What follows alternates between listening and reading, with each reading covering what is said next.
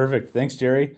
All right, so we'll dive on into this presentation. We'll cover quite a bit of ground today, but we're thinking about this through the lens of wheat harvest is coming up, but also we're going to be harvesting possibly our own cover crop seed. So maybe we have 5, 10 acres of rye planted, or even wheat, oats, spring barley, triticale that we're going to think about harvesting for that cover crop value. So we're thinking about ideal moistures. We're not going to dive into a ton of detail and as far as maybe some combine setting considerations for disease pressures and such for that. There's some outstanding resources from Dr. Sean Conley and Dr. Damon Smith for those types of things on our various websites.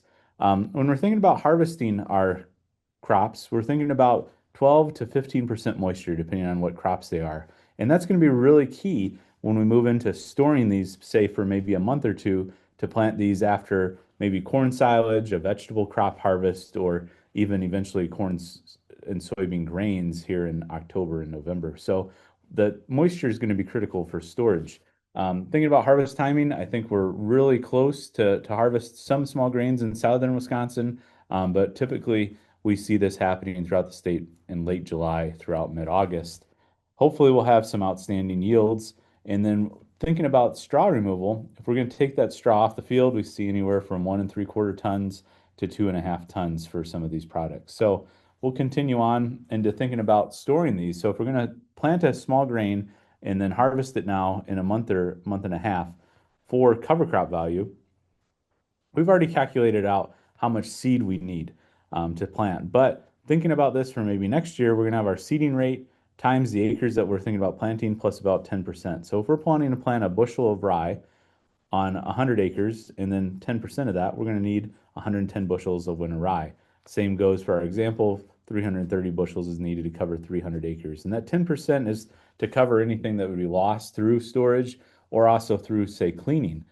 So we want to harvest as clean as possible, but if we're going to be planting this via a drill or an air seeder, that cleanliness of the seed is going to be much more important than planting that cover crop through, say, a spinner spreader or an airflow machine in some cases. So we're seeing typical seeding rates for all these small grains at a bushel for a lot of the agronomic benefits, say weed control, soil erosion purposes, water infiltration purposes. But a lot of times we're even planting, say, even 20 pounds of these, or maybe we're going to fly a drone out and put on 15 to 20 pounds of these. So again, thinking about this across the different species about how much you're producing. Statewide average of wheat was 30 bushels an acre when I pulled this data. That's way too low, and hopefully we're growing 70 to 100 bushel wheat. And I know many producers in southern Wisconsin aim for 100 plus bushel wheat. So we can think about moving through these same calculations of, well, if I'm producing, say, 70 bushel barley or 53 bushel rye on 10 acres, I'm going to have 530 bushels. So I'm going to have a lot of acres I can then plant to cover crops on a very small acres of small grains grown for seed. Remember that seed cleaning may reduce our overall harvested amount, though, of course. And then we get a lot of questions about, well, what do I do with this then now if I've harvested my 10 acres of rye for seed? There's various solutions ranging from as cheap as $38 all the way up to $2 a bushel to store it in a seed bin. So we need to be thinking about this. I think the most common way to store our own cover crop small grain seed would be just putting in a gravity wagon. And I'll talk through that in a little bit more detail, but that's going to be a very easy solution. Seed tender would be very similar to that as well. So if we're thinking about storage, we also need to be thinking about how much we're going to store, how many acres we're going to plant. All these different things have different storage volumes. If we think back to our example, 330 bushels of rye, we could fit that in an old used gravity box that we picked up for sale over the winter. We also could fit this in, say, 7 pro boxes. So if we have pro boxes that we own for our own, say, soybean seed, we could put that rye and have enough 300 acres of rye in those 7 pro boxes. So storage is very affordable. Obviously, these are tools we usually already have access to, especially gravity wagons on many farms. We don't need to store this for very long, especially if we're going to be harvesting this, maybe having it cleaned, and then planting it within, again, probably 6 weeks if we're following our small grains. If we're following corn silage and our corn, grain, and soybeans, then we got to store it for a little longer.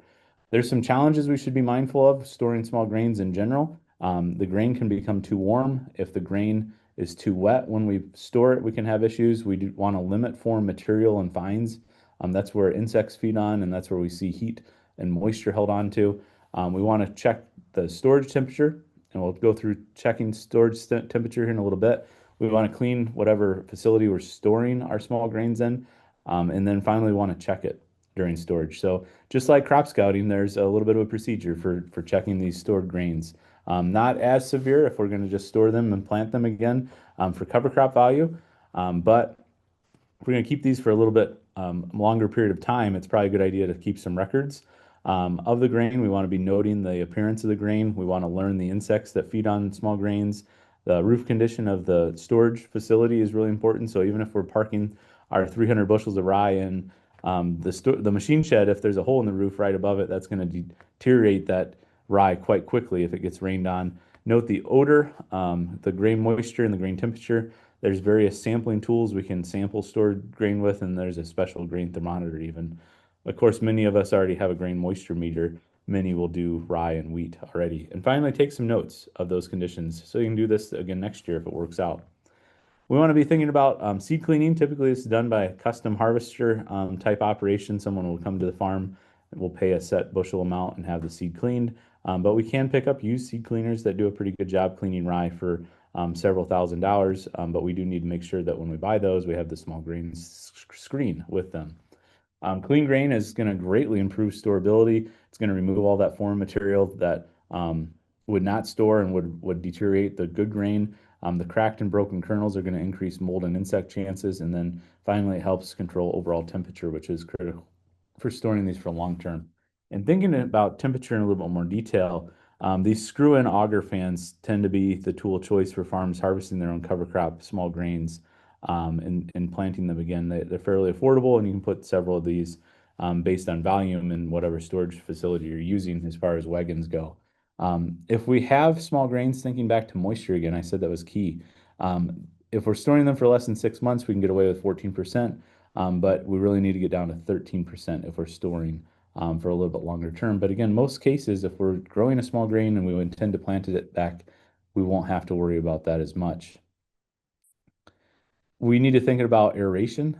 So keeping the air in that grain is going to be important. Moisture and pests lead to higher temperatures. If we're drying, we don't want to exceed 90 degrees Fahrenheit, which I don't think is probably a concern for most of us.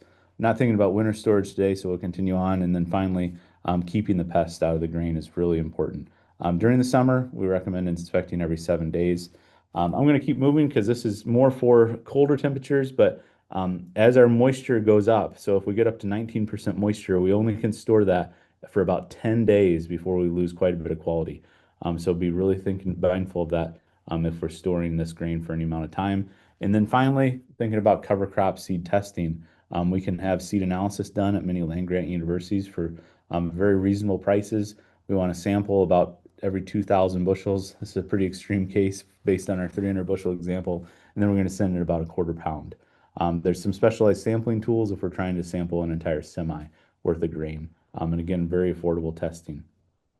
And then finally, when we purchase seed, we get a seed tag. So that's one of the purposes of seed testing is we'll get our warm germination data and our purity data back, and that will note weed seeds and such in that. So I highly recommend having the seed tested, especially if we're worried about contamination or we're buying this from a neighbor or in some cases being allowed to sell it to a neighbor. But we want to be mindful of any documents we sign and any trade tech agreements for that seed. There are seeds that we can't plant again after we grow them on our farm. So we want to be really mindful of that. We also want to be mindful of the herbicide label rotation restrictions. So there's restrictions on our residual herbicides. For the most part, this isn't a huge issue for seed production. It's more focused on forage production, but we do want to know all the herbicides we used in our crop rotation and be mindful of those legal restrictions. And then finally, it's already time to talk about combine cleaning, a favorite topic of mine. But I've seen some really weedy wheat this year. I've seen some excellent wheat, but I've seen some where giant ragweed got ahead of us. Those seeds are big enough to move into the combine and cause future problems. So we want to be careful managing those challenging sites as well.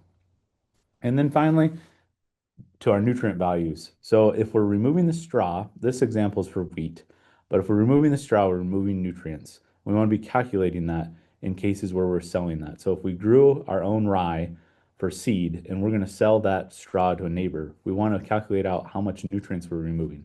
Rye contains 12 pounds of nitrogen, 3 pounds of plant available phosphorus and 22 pounds of plant available potassium. So we want to use our fertilizer value prices to calculate that for our individual setting to say, hey, we're removing, in this case, $66 worth of nutrients off of the land by that 2 ton of straw.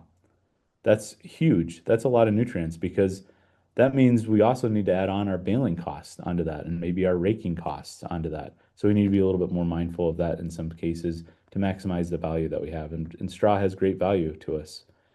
Finally, a few resources. Nutrient values can be looked up in 82009, Nutrient Application Guidelines for Field, Vegetable, and Fruit Crops in Wisconsin. Small Grains in Wisconsin is a publication we put together a few years ago. There's also a really nice Topic Hub article on the nutrient side of this. And then A3646, our pest management publication. Want to be reminding everyone that Wisconsin is co-hosting the Midwest Cover Crop Council annual meeting in February of 2026. So save the date, February 10th and 11th in Dubuque, Iowa. And then finally, I've got a question for everyone. So everyone who reads the Crop Manager, several states around us put together a regional update. Regional updates would be written by regional extension staff and provide local insights into crop progress and any local challenges to monitor. The example shown on the screen is from Iowa State. Before putting in a lot of time and value into this project, I wanted to ask you if you saw value in a regional crop update section of the Wisconsin Crop Manager. So there'll be a poll question popping up at some point to ask you that. So think about if you would want to know what's going on in, say, Southwest Wisconsin. Would that be valuable to you as a crop consultant or a farmer? So with that, we can continue on. Thanks, everybody.